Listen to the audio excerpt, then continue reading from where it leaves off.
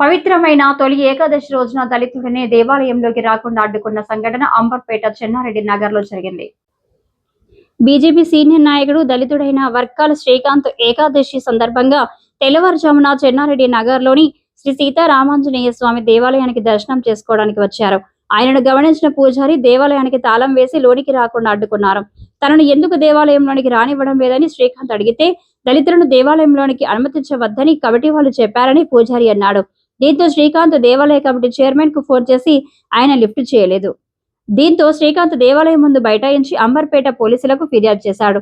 పోలీసులు అక్కడికి చేరుకోగా వారిని చూసి పూజారి తాళం తీయకుండానే అక్కడి నుండి వెళ్లిపోయాడు.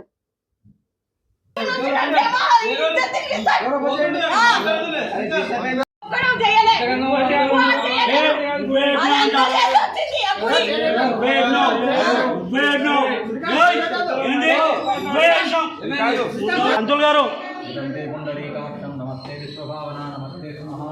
ఇట్లా పంతులు గారు ఇట్లాని ఏమైనా తొలకాశ రోజు తీయొద్దా అది గుడి తీయొద్దా అన్న? మరి ఆయన ఏమంటాడు తీయము పండబెట్టినా అంటాడు. ఓనా తెలవకేశ రోజు పండబెడతారా? ఇక్కడ వెళ్ళినప్పుడు నేను అదే చేస్తా.